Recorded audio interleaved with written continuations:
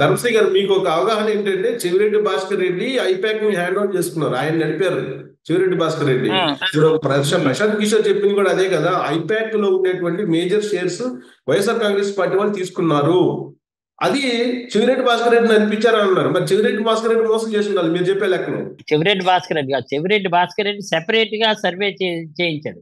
చెవిరెడ్డి భాస్కర్ రెడ్డి మాట మేము పరిగణలో తీసుకోలేదు, ఆయన ఇచ్చిన రిపోర్ట్ కరెక్ట్ రిపోర్ట్ అని కూడా మేము అనుకోలేదు. కానీ ఆ జగన్మోహన్ రెడ్డి మెప్పు కోసం పెట్టినటువంటిది. కానీ మా రిపోర్ట్స్ అన్ని కూడా ఇప్పుడు ఆలోచించండి సార్, 164 సీట్లు కూటమికి వచ్చిందంటే ఓన్లీ మా 11 సీట్లుగా పరిమితం చేశారంటే ఇది డెఫినెట్ గా ఐపాక్ వాళ్ళు ఇచ్చినటువంటి తప్పుడు సలహాలు మా నాయకుడు జగన్మోహన్ రెడ్డి కానీ లేదా మా పార్టీ కానీ నమ్మడం వల్లే మేము ఎంత మునిగిపోయాం. నెంబర్ 1. నాకు ఇప్పుడు కూడా అనుమానం ఏంటంటే ఈ ఐపాక్ ఏమో వాళ్ళతో మెలాకత్ అయి మాకు తప్పుడు సలహాలు ఇచ్చి నడిపించిందేమో అని నాకు అనుమానం సార్. లేకపోతే ఎవరండి వాలంటీర్లు ఉన్నారండి, వాలంటీర్లకి 10,000 ఇస్తానంటే వాలంటీర్లు గుడ్డిగా నమ్మారండి. వాలంటీర్లు మేము పార్టీకి దేనికి ఉపయోగించుకోలేదండి.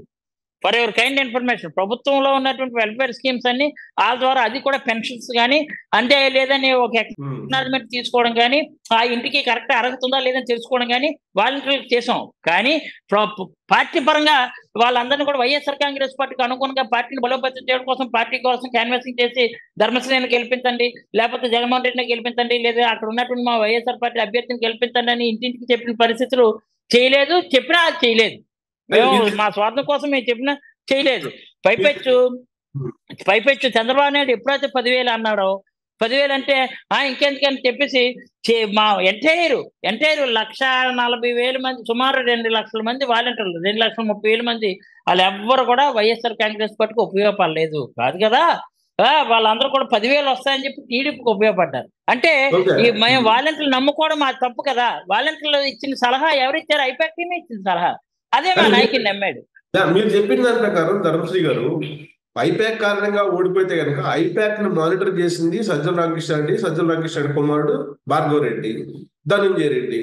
మరి వీళ్ళు కూడా వాళ్ళతో కొలిడ్ అయినట్టేనా? మరి అది కాదు, ఐపాక్ నే చేసింది సజ్జల రామకృష్ణారెడ్డి కాదు. సజ్జల రామకృష్ణారెడ్డి అలా కొడుకు సోషల్ మీడియాని చేశారు తప్ప ఐపాక్ అని కాదు సార్. ప్యూర్లీ ఐపాక్ అనేది ఏంటంటే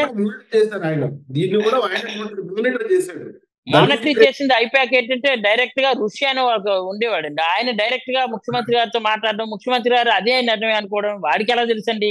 డెమోక్రసీలో గ్రౌండ్ రియాలిటీ ఆ ఋషి గారికి, ఆ ఋషి వెనకాల ఉన్నటువంటి టీంకి ఎట్లా తెలుస్తుందండి? అది మా నాయకుడు నమ్మడం అమాయకత్వం, రియల్ గా చెప్తున్నాను. ఎందుకంటే సార్ ఒకటే సార్, మా ఎమ్మెల్యేలకి మాట పరిగణలో తీసుకొని చేస్తే ఎమ్మెల్యేలకు విలువ ఉంటే అక్కడ కార్యకర్తలు విలువ ఉన్నట్లు లెక్కండి. ఇప్పుడు కార్యకర్తలు ఎవరు కూడా, మా కార్యకర్తలు మాకు పని చేయలేదు సార్. ఎందుకు పని చేయలేదు? ఈ వాలంటీర్లు పెట్టి చేయించుకోండి అని నిరాస్తున్నారు. కానీ కోట్ల రూపాయలు దానం చేసి అన్ని రకాలకి చిరిగిపోయామండి. ఇవన్నీ ఎందుకు ప్రజాప్రతినిధిగా మేము అలానే ఎవ్వడం తప్పు చేయలేదు, గుండె మీద చెప్తాం. తప్పు చేయకుండా కార్యకర్తను తప్పు చేయనివ్వలేదు, మేము తప్పు చేయలేదు. అంటే ప్రజలు సర్వీస్ చేయడం కోసం వచ్చిన మేము ఇంత కరెక్ట్ ఉన్నా సరే ఎందుకు ఇంత రిజల్ట్ ప్రతికూలంగా వచ్చిందని బాధ అండి. కాదు ధర్మశ్రీ గారు, మీరంటే ఏదో కష్టపడ్డారు, ఏదో డిఎస్సి పాస్ అయ్యారు, ఏదో మీ దంటాలు మీరు బట్టి చాలా కష్టపడి వచ్చారు. మిగతా ఎమ్మెల్యేల సంగతి చూసుకుంటే లిక్కర్ స్కామ్ లో కానీ, లేదా ల్యాండ్ స్కామ్ లో కానీ, లేదా శాండ్ స్కామ్ లో కానీ ఇవన్నీ ఉన్నాయి కదా, ప్రజలకు తెలుసు కదా. తర్వాత ల్యాండ్ స్కామ్ లో Jawahar Reddy, chief secretary Jawahar Reddy assign lands రాయించుకుంది పబ్లిక్ తెలిసింది కదా ప్రజలకి. ఇది తప్పు కదా? ఏమండి అసైన్మెంట్ ల్యాండ్స్ రాయించుకున్నారని అనేది మీరు అంటున్నారు, కానీ మాకు తెలిసి అసైన్మెంట్ ల్యాండ్స్ ఎక్కడ రాయించుకున్నారు? ఎక్కడ రాయించుకున్నారండి? ఆల్రెడీ జనసేన బయట పెట్టారు కదా అతను.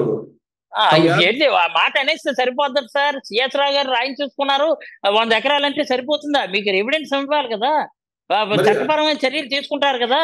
ఇప్పుడు అసైన్మెంట్ ల్యాండ్స్ ఓకే, మొన్న చట్టం తీసుకొచ్చారు. డీ పట్టాలు ఏవైతే ఉన్నాయో అవి ఎప్పటి నుంచో పొజిషన్లో ఉన్నటువంటి వాళ్ళందరూ కూడా రెగ్యులరైజ్ చేసే కార్యక్రమాన్ని మా వాళ్ళు చట్టం తీసుకొచ్చారు. చట్ట ప్రకారంగా ఆ రూపంలో తీసుకున్నారేమో ఎవరు తెలుసా? చట్టపరమైన చర్యలు తీసుకున్నారు. అలాంటి వాళ్ళ మీద నిజంగా కానీ చట్టానికి విరుద్ధంగా చేసినటువంటి కార్యక్రమాలను తప్పు చేయొచ్చు సార్. అందరినీ ఒక మూట కట్టడం తప్పండి. అందరు కాదు కదా. అందరినీ మూట కట్టడం తప్పు. ఇప్పుడు మీలాంటి వాళ్ళు ఓకే అండి. ఇప్పుడు వైజాగ్ లో ఏం జరిగిందని మీకు తెలీదా? ఉత్తరాంధ్రకు సంబంధించి ఆడ ఏం జరిగిందనేది మీకు తెలీదా? ఇప్పుడు ధర్మన్ ప్రసాద్ రావు గారు ఏమన్నారు ఒక మూమెంట్ లో, కడప రెడ్లు వచ్చి ఇక్కడ భూములు ఆక్రమిస్తే మేము చూస్తూ ఊరుకోవాలా అని చెప్పి ఆయనే అన్నారు కదా. నిజమే, మేము ఎప్పటికీ అంటాం, ఎక్కడి నుంచి వచ్చి ఇక్కడికి వచ్చి రాజ్యాలు వెళ్తుంటే మేము ఒప్పుకోం. మరి అది మేము దాన్ని వ్యతిరేకిస్తాం, 100% వేస్తాం. నేను అందుకనే మొన్న చెప్పాను, కొన్ని వ్యవస్థాపరమైనటువంటి లోపాలు జరిగాయి, అవి సరి చేసుకుంటాం. ప్రజాభిప్రాయానికి అనుగుణంగా వైఎస్ఆర్ కాంగ్రెస్ పార్టీ కార్యకర్తకి మేలు జరిగే విధంగా, పార్టీని నమ్ముకున్నటువంటి వాడు ఎవరైతే ఉన్నారో వాళ్ళకి న్యాయం జరిగే విధంగా మేము ముందుకు అడుగులు వేస్తాం. వ్యవస్థాపరమైనటువంటి లోపాల వల్లే ఈ రోజు ఓటమి చెబుతా అన్నాం. కేవలం దానికి ముఖ్యమంత్రి ఒక్కరే బాధ్యత కాదండి.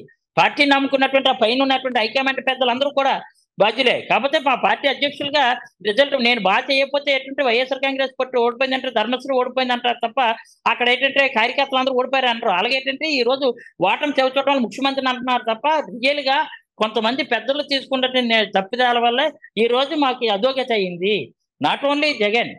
ఇంకోటి ధర్మశ్రీ గారు, ఇప్పుడు ప్రజల్ని నిందిస్తూ ఉన్నారు ఇవాళ కూడా జగన్మోహన్ రెడ్డి. కానీ ఆయన ఏ ముఖ్యమంత్రి, మీరు దాదాపు 3-4 ముఖ్యమంత్రులు చూశారు కదా మీరు 2004 నుంచి. సో ఎవరైనా సరే 10 కిలోమీటర్ల హెలికాప్టర్ వాడిన వాళ్ళు ఉన్నారా? లేదు.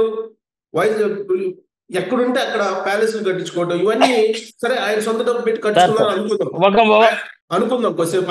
ఒక వరుడు విత్డ్రా చేసుకోవాలి సార్. ఇది బాగా కాదు, ఇది బాగా ఇది ఒక వరుడు రావు గారు చెప్తున్నాను మాట్లాడితే ఇదే ప్యాలెస్లు ఏంటండి, ఇల్లు కట్టుకుంటే ఇల్లు ఏంటి, ప్యాలెస్ ఏంటి, కొత్త పదం ఎవడో ప్రతిపక్షాలు వాగినటువంటి మాటని ప్యాలెస్లు కాదండి. అది ప్యాలెస్ ఏంటి, తడేపల్లి ఇల్లు కట్టుకున్నారు. మరి ఇప్పుడు చంద్రబాబు నాయుడు ఏమో నదీ ప్రవాహంలో రాజదర్బార్ కట్టుకున్నాడు. రాజదర్బార్ అది తప్పు. చంద్రబాబు నాయుడు ఇల్లు కట్టుకున్నాడు. చంద్రబాబు నాయుడు కార్యాలయాలు కట్టుకోలేదు. మా దస్మల్లా హిల్స్ లో కోట్ల రూపాయలు, సుమారు ఒక 150 కోట్లు 200 కోట్లు ఉంటుంది కార్యాలయం. చంద్రబాబు నాయుడు ఏంటండి ఆ రోజు గవర్నమెంట్ పరంగా లీజ్కి ఏర్పాటు చేసుకొని కట్టుకున్నారు కార్యాలయం అంటున్నా తప్ప ప్యాలెస్ ఏంటి, సొంత డబ్బు. ఇప్పుడు మా ప్యాలెస్ నుండి రాజదర్బార్ పేరు ఏదైనా పెట్టండి, సరే ఏదో పేరు ఏదైనా కానీ ఇల్లు అనుకుందాం. ఇప్పుడు రాజశేఖర రెడ్డి ముఖ్యమంత్రి అయిన తర్వాత మనకి బ్యాగంపేటలో ఒక క్యాంప్ ఆఫీస్ కట్టుకున్నారు. ఆ రోజున 3 కోట్లు 5 కోట్లు అయితే పెద్ద ఇష్యూ అయింది. ఇవాళ జగన్మోహన్ రెడ్డి కేవలం ఇప్పుడు తాడేపల్లిలో ఉన్నటువంటి హౌస్ కి ఆయన పెట్టినటువంటి ఇంటీరియర్స్ కానీ లేదంటే ఆయన సెక్యూరిటీకి కానీ 100 కోట్లు పైన అయినాయి. కరెక్టేనా? అదే నా ప్రజాసేవ? తప్పండి, అది తప్పండి. 100 కోట్లు అనేసి అలాగే ఇప్పుడు ఇది ప్రభుత్వ సొమ్ము ఏదైనా సరే ఆయన దగ్గర ఉన్నటువంటిది తాడేపల్లిలో కట్టినటువంటి ఇల్లులో ప్రభుత్వ సొమ్ము ద్వారా ఒక ఇటుక కడితే చూపించండి. నెంబర్ 1 ఒక్క ఇటుక. అక్కడ ఉన్నటువంటిది ఏదైతే ముఖ్యమంత్రిగా అక్కడ ఉన్నటువంటి ఫర్నిచర్ ఏదైందో ఆల్రెడీ ఫర్నిచర్ ఉంది, దీనికి సంబంధించినటువంటిది ఎస్టిమేషన్ వేసి ఆ జిఏడికి ముందే లెటర్ పెట్టి you have to calculated how much amount to the particular this furniture, we ready to pay, otherwise ఇది తీసుకెళ్ళిపోండి అని చెప్పడం కోసం లెటర్ కూడా సబ్మిట్ చేస్తే ఓడిపోయి వారం ఉంటుండగా దాని మీద పెద్ద బూమరాం చేశారు. చెప్తున్నాను, ఎవరిది కాదు సార్. ఇప్పుడు మా ఇంట్లో నేను కూర్చొని మా ఇంట్లో మీ దగ్గర కూర్చొని మాట్లాడుతున్నానండి. ఇది నేను ప్రభుత్వ పరంగా నేను యాజ్ ఏ గవర్నమెంట్ విప్గా నేను కొని ఇక్కడ పెట్టుకుంటే నాకు తప్పండి. నా సొంత డబ్బుతో నేను పెట్టుకుంటే అది తప్పు కాదు కదా రావు గారు? అవునా కాదండి? అలాగే ఇప్పుడు మా కార్యాలయాలు ఉన్నాయండి, కార్యాలయాలు మేము కట్టుకున్నామండి. ఏది ప్రభుత్వ పరంగా లీజు తీసుకొని చంద్రబాబు నాయుడు ఎలాగైతే నెల్లూరు కానీ, ఒంగోలు కానీ, విజయనగరం కానీ, విశాఖపట్నం కానీ, విజయవాడ కానీ ఎలాగైతే ఆయన లీజు తీసుకున్నాడో ఆయన ఇచ్చిన జీవో ప్రకారమే మేము 33 సంవత్సరాలు, ఆయనలా 93 సంవత్సరాలు కాదు, 99 సంవత్సరాలు కాదు, 33 సంవత్సరాలకే మేము కార్యాలయాలు కడితే అవి కూడా జగన్ ప్యాలెస్ల కింద పేపర్లో వేయడం. మా పార్టీ డబ్బుతో మేము కట్టుకున్నాం, మా కార్యకర్త డబ్బుతో మేము కట్టుకున్నాం. ఎందుకు పర్మిషన్ నేనే అనకాపల్లి జిల్లా ప్రెసిడెంట్ గా ఉన్నాను. సిఎస్ రావు గారు అనకాపల్లి జిల్లా పార్టీ ప్రెసిడెంట్ ఉండి అప్రూవల్ తీసుకుని ఆ రోజు జోనల్ కమిషనర్కి ఇచ్చామండి. అప్రూవల్ మేము అన్ని నాల్స్ ప్రకారం సబ్మిట్ చేసామండి. సబ్మిట్ చేస్తే అది ఏంటి, దానికి అన్ని కరెక్ట్ ఉన్నా మీరు రెసిడెన్షియల్ కింద పెట్టారంటే ఎస్ కమర్షియల్ కింద కన్వర్ట్ చేసుకుంటాం. ఫస్ట్ అప్రూవల్ ఇవ్వాలి కదా, అది రెసిడెన్షియల్ ఏరియా అది కమర్షియల్ కింద కన్వర్ట్ చేసుకుని దాని ఎంత అయితే అంత కడతాం. అది రెసిడెన్షియల్ ఏరియాలో గవర్నమెంట్ సైట్ ఉంది, ఆ సైట్ తీసుకున్నాం. ధర్మశ్రీ గారు చెప్పండి. మీరు 2004 ఎమ్మెల్యే అయ్యారు, 2009 అయ్యారు, 2019 అయ్యారు. మీరు 3 సార్లు అవును, ఎమ్మెల్యే అవును. అయిన తర్వాత మీరు ఇప్పటికి కూడా అప్రూవల్ కాకుండా మీరు నిర్మాణాలు చేసి దాన్ని మళ్ళా నేను ఎన్హాన్స్ చేసుకుంటాను అని అంటే పబ్లిక్ కి ఎలాంటి సంకేతం వెళ్తున్నట్టు? నో ఎప్రూవల్ కాదు సార్. ఒక నెంబర్ ఇచ్చేస్తారండి. దాన్ని ఏదో నెంబర్ అంటారు. పర్మిషన్ నెంబరు ఇచ్చేస్తారండి. ఇచ్చిన తర్వాత కన్స్ట్రక్షన్ స్టార్ట్ చేసుకోవచ్చు. వైలేషన్ ఏదైనా ఉంటే అప్పుడు డిస్పాట్లకు వెళ్ళొచ్చు. It is not violation. Only అక్కడ ఉన్నటువంటి ఇప్పుడు ఒకటే మనం అంటే పార్టీ కార్యాలయం కాబట్టి అది వ్యాపారానికి వాటికి కాదు కానీ అది కమర్షియల్ గా అది మార్చండి, రెసిడెన్షియల్ గా పెట్టారంటే ఎస్ మారుస్తాం. అది వంక చూపించి కొట్టేద్దాం అంటే ఎంత ఘోరం అండి. ఎంత తాడేపల్లి కార్యాలయం ధర్మశ్రీ కొట్టేశారు గారు సార్ సెంట్రల్. మంగళగిరిలో అయితే కొట్టేసింది, మిగతా ఏం కొట్టేయలేదు. మంగళగిరి దానికి మంగళగిరిలో కేంద్ర కార్యాలయం కొట్టేశారు. ఇది అవునా? ప్రజావేదికలాగా రీకుల షెడ్ కాదే. అది కాదు. అదేనే మేము మంగళగిరి కరెక్ట్ కాదని అంటున్నాం. చెప్పండి.